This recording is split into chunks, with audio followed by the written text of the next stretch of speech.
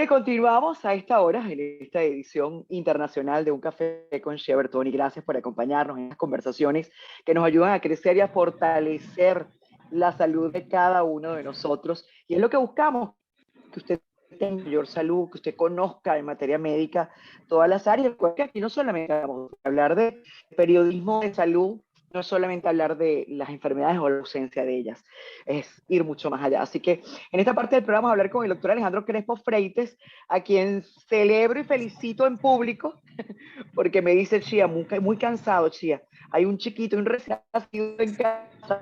Felicidades, doctor.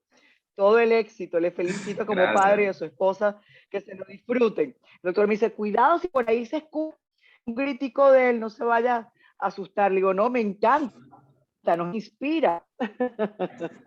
Bienvenido, Así doctor, es. médico Muchas gracias por la cirujano. Y le invitación, Che. Un felicito placer estar contigo como siempre. a usted. Y él es presidente de la Sociedad Venezolana, como les decía más temprano, de Poricultura y Pediatría en la sede de Aragua. Vamos a ver si, muchos me han preguntado, ¿qué relación están hablando? Bueno, ¿de qué tienen en común Venezuela, nuestro país, con Bangladesh, con Kuwait, con Filipinas y con Uganda? Y seguro que muchos ya tienen algunas ideas. El punto de vista de la salud, que es su foco. Muchísimas gracias por permitirnos estos minutos. No, gracias a ustedes siempre por la invitación. Un placer para mí compartir un poco estos temas que a uno le apasionan, hablar, la defensa de los derechos de los niños y en una parte importantísima de ellos, bueno, lo que guarda relación con todos estos países, el derecho a la educación. Venezuela, junto a esos países que tú nombraste, Filipinas, Uganda, Bangladesh, son los países que pasaron más años con las escuelas totalmente, más semanas, perdón, con las escuelas totalmente cerradas.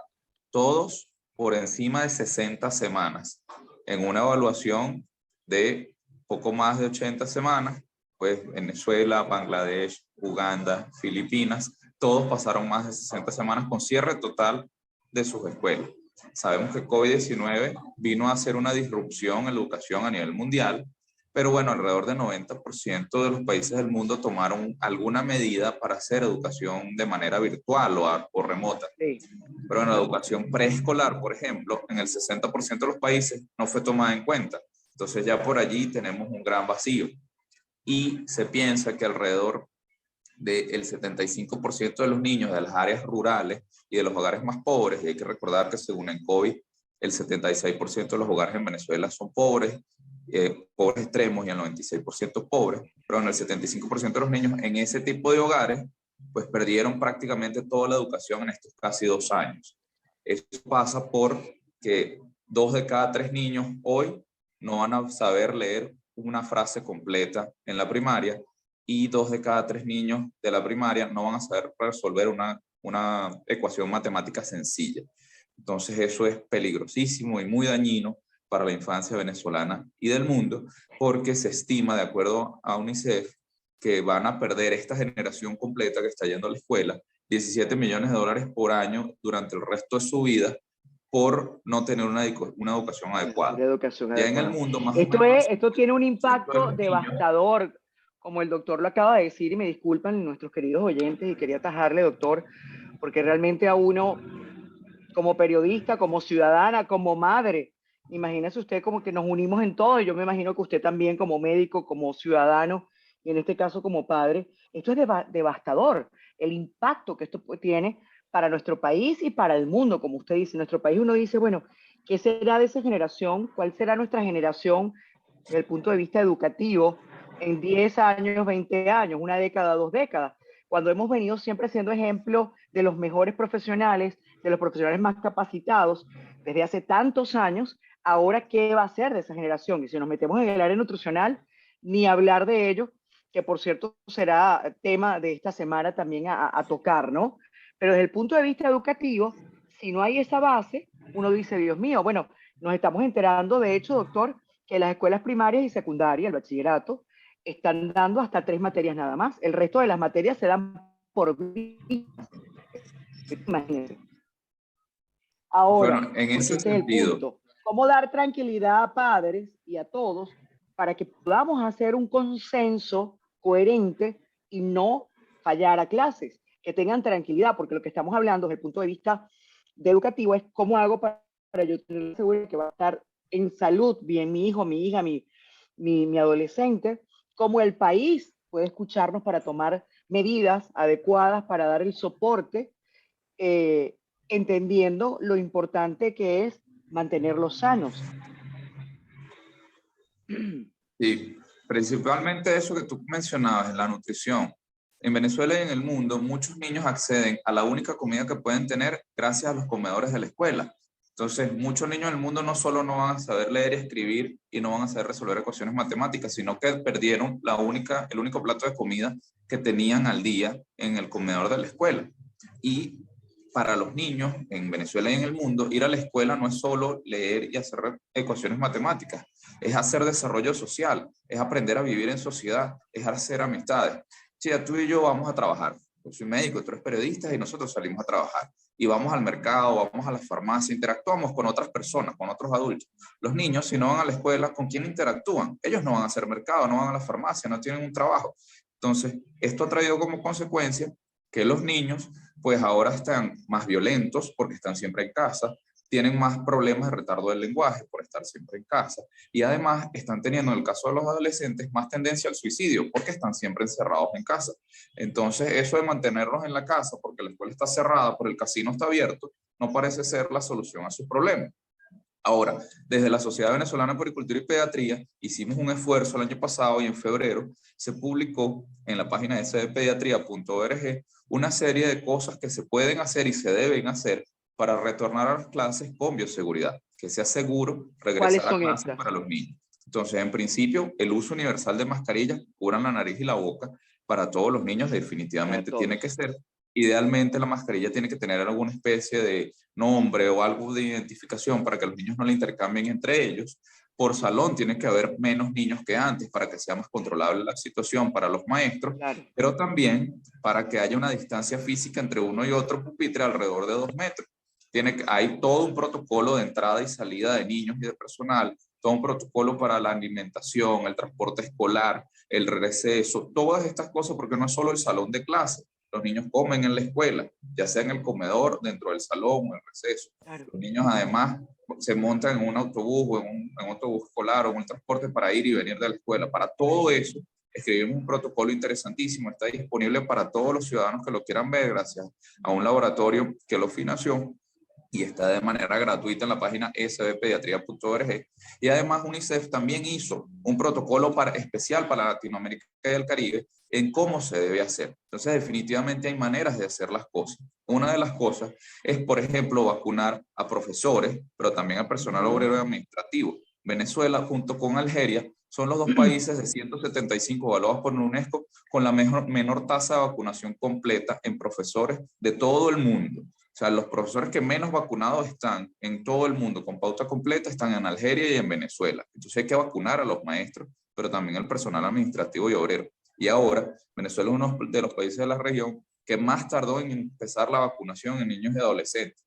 Y bueno, no solo que tardamos mucho en hacerlo, sino que hoy día la vacunación en niños y adolescentes todavía no ha alcanzado el pico deseado. Entonces, un mensaje que debemos dejar a los padres es que deben vacunar a todos sus chamos por encima de 3 años Todos. para que puedan ir a la escuela de manera segura.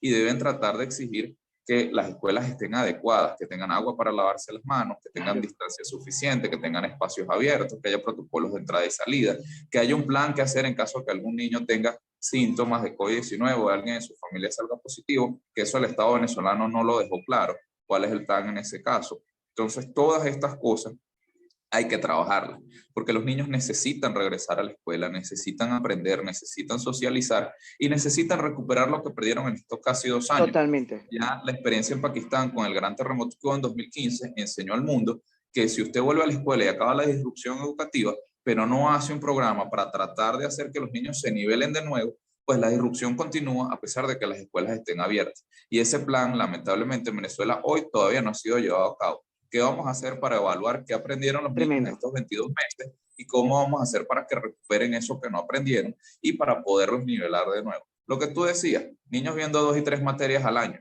Ajá, y el resto, ¿cómo hacemos para que aprendan lo demás? ¿Cómo hacemos para Y que se hay que nivelen recordar, y recuperen además? Porque es necesario, sin duda alguna, más en estos tiempos que corren, ¿no? Sin duda alguna, la preparación, la actualización, el conocimiento va y es ya una realidad el que tiene que protagonizar nuestro camino, sino entonces, ¿de qué tipo de población estamos esperando? ¿Cree usted posible recuperar esta tranquilidad? Yo creo que aquí habría que hacer campañas para eso, para enseñar a las escuelas, enseñar a los padres, tener tranquilidad, saber cómo nos vamos a desenvolver para a la vez también que esté disponible lo que necesitamos. En este caso hay que decirlo claro, tener disponible la vacunación, tener disponible las medidas de bioseguridad ya conocidos por todos, tener el acceso directo a ustedes. Por cierto, mis felicitaciones como pediatra y a todos los pediatras. No estaba aquí, estaba en Europa, pero desde las redes lo pude decir. El Día del Pediatra fue la semana pasada, ¿no? Si no me así equivoco. es, Así que así creo que es, es muy importante decirlo. Gracias, porque además ustedes se convierten en los médicos de nosotros. Pediatra de es niños y verdad. médicos. Entonces, sí, yo te ¿Cree decía que usted, doctor? Yo creo que es importante que para la solución dar ese foco y que nos está escuchando, además no solamente Venezuela, sino nos escuchan desde los Estados Unidos y esta radio es global. Su mensaje final, doctor Alejandro. quizás muchos de los que nos escuchan quisieran mantener la educación a distancia porque sienten que es más seguro para sus hijos. Pero hay que recordar que más del 76% de los niños en Venezuela no tienen acceso a electricidad de manera constante, a equipos para conectarse a través del Internet, ya sea teléfonos, tablets, computadoras, o no tienen acceso constante a Internet porque, bueno, se cae CanTV, etc. Entonces, no todos los niños pueden acceder a educación de esta manera.